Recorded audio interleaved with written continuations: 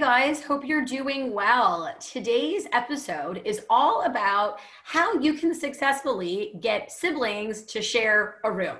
This is something I get asked about all the time because number one, my girls shared a room in our old place for years.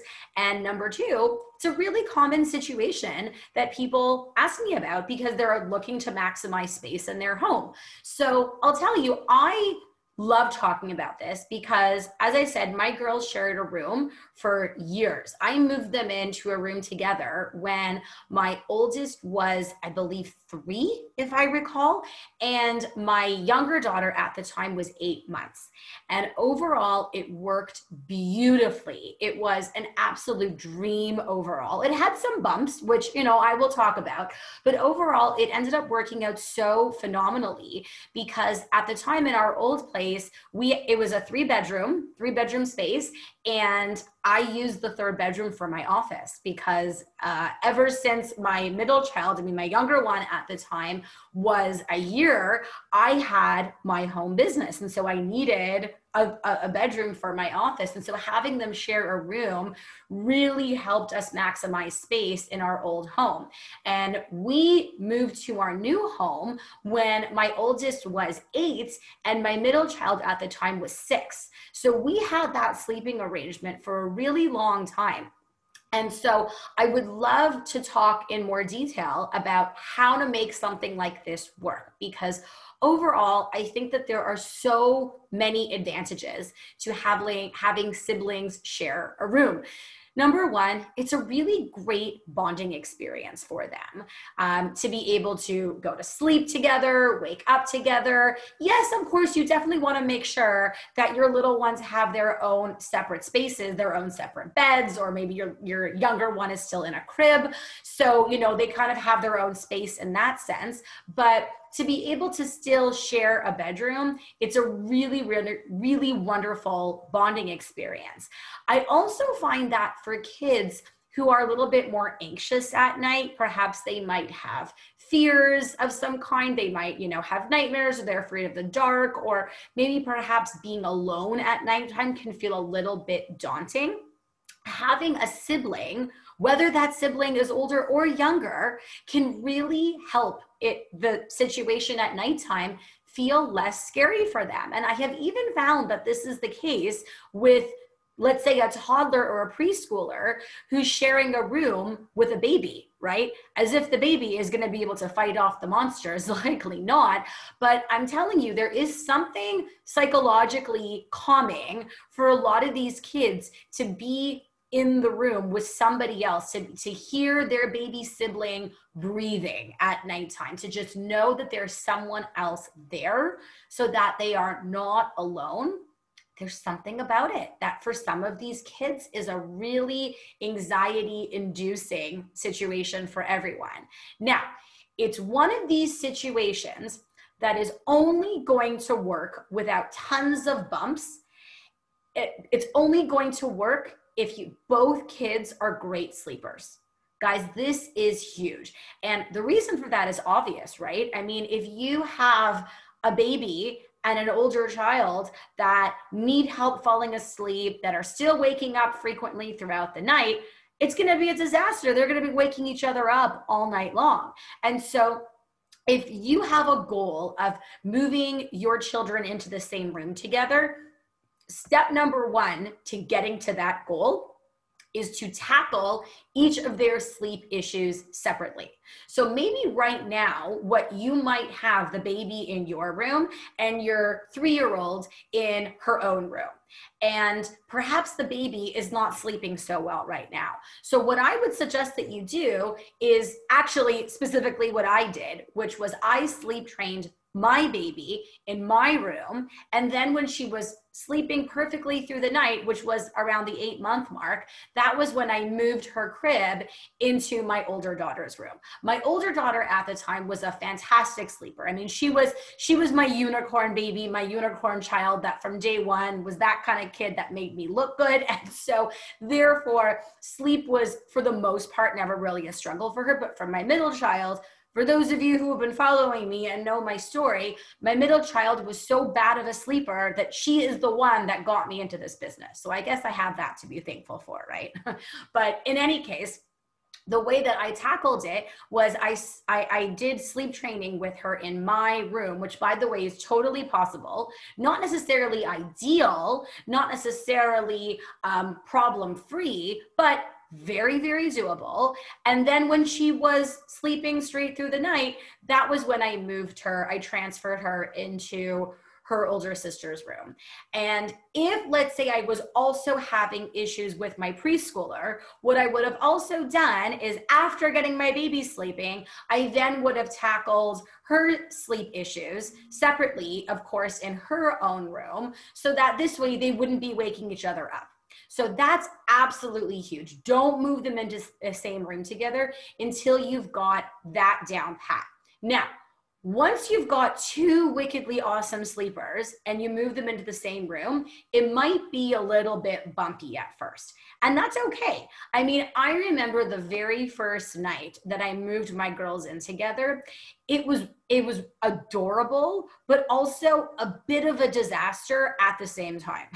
Let me explain. So usually I would tuck them each in. They would say goodnight, go to sleep. Everything was great.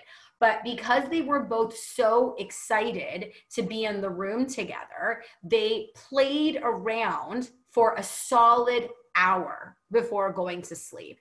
It was hilarious, adorable, and also a bit of a catastrophe at the same time, because it meant that the baby got overtired, that she got overtired, the baby didn't sleep so well that night. My preschooler woke up a little bit earlier than usual. But you know what? I'll tell you, I stuck with it. And by the third night, the novelty of them sharing a room completely wore off. And that's what I find is usually the case. You know, when you've got two solid sleepers who up until recently are totally used to just going into their bed or crib and going right to sleep, yeah, it's very normal that they're going to be totally excited to be in the room. But I kid you not, each other's presence is going to get really boring really, really soon. So just ride it out and know that it's only a matter of time before they're going to adjust, and they're not going to remember what life was like when they were in separate bedrooms. Now, another bump that I want to tell you guys about when my kids were sharing a room happened a few months later. Everything was going great. And then my 3-year-old started going through this phase where she would wake up at 5 o'clock in the morning, see that her blanket had fallen onto the floor, or not her blanket that she slept with, like her lovey blanket, and then would call out for one of us to come and get it for her. Now, if this was happening, you know, once in a while, it might not have been a big deal. If she was in her own room and it was happening once in a while, it really wouldn't have been a big deal. But it was starting to happen regularly. And I'll tell you why it was a really big problem. Because when she would call out for us at 5 o'clock in the morning, she would wake up the baby. Guess what happens when the baby gets woken up at 5 o'clock in the morning? The baby is not going back to sleep. And so guess what happens when the baby at 5 a.m. is not going back to sleep? Nobody is going back to sleep. And so what was happening was that because Amuna, my 3-year-old at the time, was waking up at 5 a.m., seeing her blanket on the floor, her lovey little baby blanket, was calling out for us, waking up the baby, it now meant we were all starting our day at 5 o'clock in the morning, all because she was calling out for us. This we had to tackle. Right? It wouldn't have been as big of a problem if she was in her own room, because she wouldn't have been waking up the baby, and we could have all just gone back to sleep really, really quickly. Though, to be honest, I feel like if that had become more than a once in a blue moon type of thing, I probably would have started tackling it head on anyways. But this is life. The consequences of this were far more significant because she was sharing a room with her baby sister. And so we had to tackle it immediately.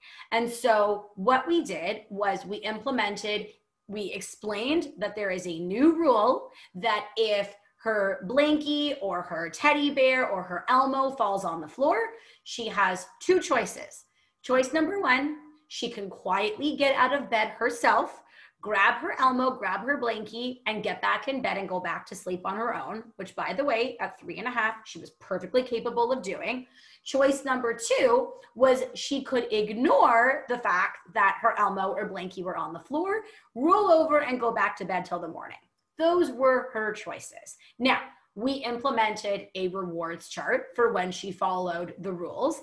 And then at the same time, because she would still, forget or not necessarily follow the rule at 5 o'clock in the morning, we implemented a consequence, because hoping that the behavior was going to magically change just because we had a rewards chart happening and because we explained it until we're blue in the face, it wasn't necessarily getting us anywhere. We were still getting these problems. And so the consequence was, if she woke us up at 5 o'clock in the morning and we were all up for the day at 5 a.m., she was not allowed to watch Paw Patrol that morning at 7:30.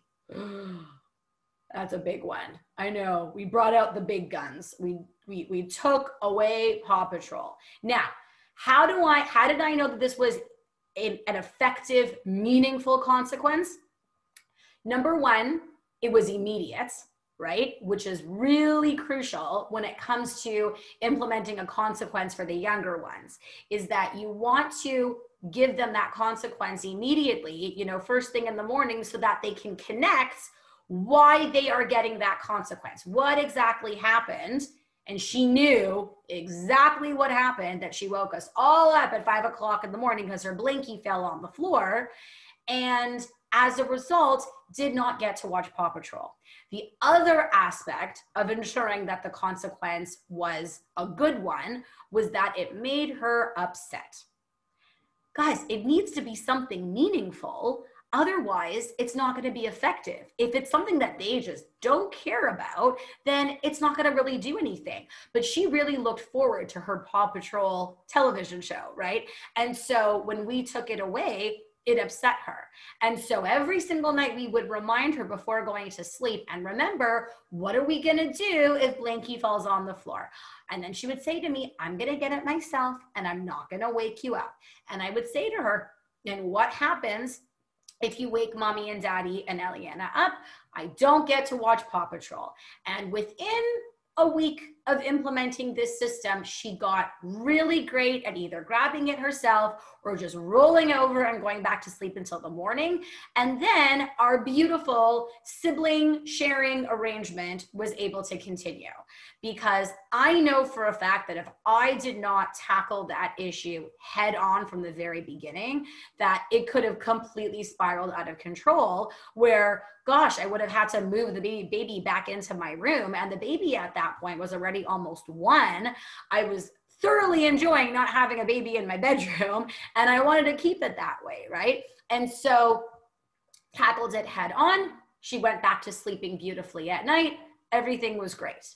Now, another question that people ask me is about bedtimes, whether or not I recommend putting the kids to bed at the same time, or whether or not I recommend staggering bedtimes. And the answer is, honestly, the most annoying answer ever: it depends. It depends on a number of things, right? So if I personally always found it easiest not to stagger their bedtimes, to put them down at the same time every single night. And it just so happens, they're 2 years and 4 months apart, that the age gap and their schedules happen to work out beautifully, because by the time they had moved in together, my 3-year-old was not napping anymore. And so she was tired by 7:30 for the night. And then what I did was I just made sure that my almost 1-year-old's schedule worked out perfectly to fit a 7 to 7:30 bedtime as well. So I just made sure that, her naps were timed properly so that she would also be tired for a 7 to 7:30 bedtime. Because, to be honest, my husband and I, we wanted our evening free, right? We wanted the kids in bed early for the night so that we could get some time to ourselves, because we loved our little girls dearly, but a 3-year-old and a 1-year-old are really exhausting, right? So it worked out perfectly to have them going to bed at the exact same time. Sometimes a staggered bedtime is going to work out better. Perhaps you might find that with your little one's temperament, that they're just, no matter what, way too distracted by their older sibling, their younger sibling, and they just can't settle.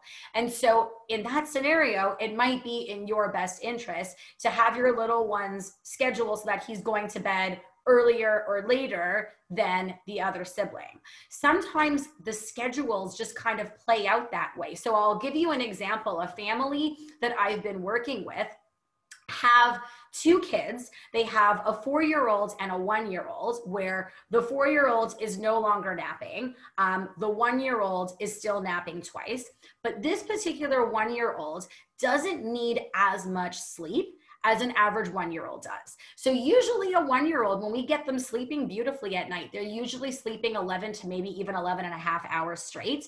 This 1-year-old, on the other hand, no matter what, is done sleeping after 10 and a half hours. He needs less sleep than average. And we figured out that there's just not much that we can do about that. And so in order to ensure that he's not waking up at the crack of dawn, we need to get him on a schedule where he is going to bed around 8 o'clock, so that when he sleeps 10 and a half hours, he wakes up for the day around 6:30 and it's not too early. But an 8 p.m. bedtime, as well as a 6:30 a.m. wake up, so a 10 and a half hour night, does not work for the 4-year-old, because the 4-year-old is no longer napping.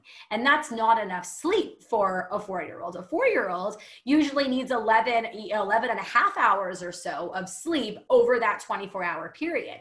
So what one scenario is that we end up, that we've explored with this particular family, is to put the 4-year-old down before the 1-year-old, so that this way he can go to bed somewhere between 7 and 7:30, be soundly asleep by that point, put the baby to bed for 8 o'clock, and then they can both wake up at the same time around 6:30. Because naturally, when the baby wakes at 6:30, the 4-year-old is likely going to get woken by his older brother as well, right? And so we want to make sure that the 4-year-old is also getting enough sleep, given that he's not napping anymore. So getting the 4-year-old to bed earlier in that specific scenario was in everybody's best interest. So in conclusion, with regards to the question of staggering bedtime versus putting them down at the same time, the answer is honestly, it depends. And I think that as parents, you'll be able to go, based on the guidance that I'm giving you, you'll be able to go with your gut here to figure out whether or not trying to get them down at the same time is going to work, or if it's just going to be easier for everyone to stagger a bedtime instead. So to summarize, I am a huge fan of siblings sharing a room. I think it's a wonderful bonding experience. I think it can reduce anxiety in some kids who have bedtime fears and nighttime fears, knowing that they're sharing a room with somebody else. You want to make sure that both kids are great sleepers before you explore having them share a room, so that they're not waking your kiddos, they're not waking each other up throughout the night. And so sleep train them separately before you move them into the same room. It might be a bit bumpy at first, but coming up with these kinds of creative solutions, as well as just letting time do its thing, is going to allow those bumps to really smooth themselves out. And then with regards to staggering bedtime or doing bedtime at the same time, it's really going to depend on your little one's temperament and individual schedules. There's no objective right or wrong answer here. So overall, I'm a really, really big fan, and I hope that this gives you guys the clarity that you need on how to make your sibling room sharing arrangement work beautifully. Have a wonderful day, everyone.